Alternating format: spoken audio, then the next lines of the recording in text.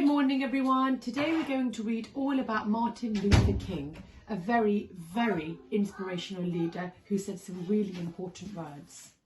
Here it goes. Little Martin was a spiritual boy from Atlanta who came from a long line of preachers. His dad was a preacher, his uncle was a preacher, his grandfather was a preacher. Maybe he'd become a great preacher too. One day a friend invited him over to play. Martin was shocked when he was asked to leave because he was black. That day he realised something terrible was going on. This terrible thing was called segregation. It meant that public places like restaurants and buses had separate spaces for black and white people. Martin and his friend were sent to different schools. Martin believed that one shouldn't remain silent or accept something if it's wrong. He promised himself that when he grew up he'd fight injustice with the most powerful weapon of all, words. Martin studied at universities in Georgia, Pennsylvania and Massachusetts, where he'd read all about Mahatma Gandhi, the man who had improved the lives of millions of Indians with peaceful methods of protest. When he finished his studies, Martin moved to Alabama and became the pastor of a church in Montgomery. Every Sunday from his pulpit, he encouraged his congregation to speak up about things that mattered. One evening, a woman called Rosa was arrested for refusing to give up her seat to a white man on a bus.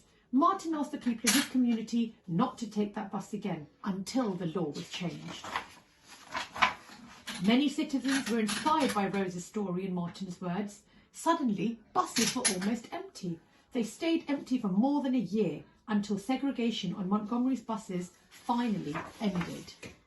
It was the first major civil rights action in America, but not the last.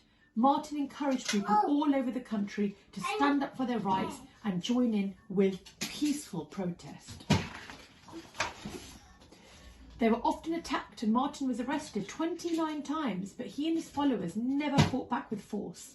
He knew that hate can't drive out hate, only love can.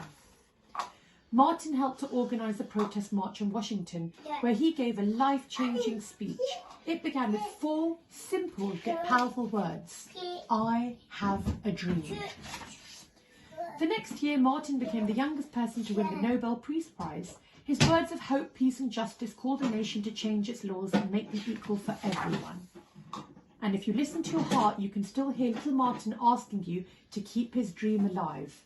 A dream of a world where we are judged by our character, not by the colour of our skin. And that's the end of that.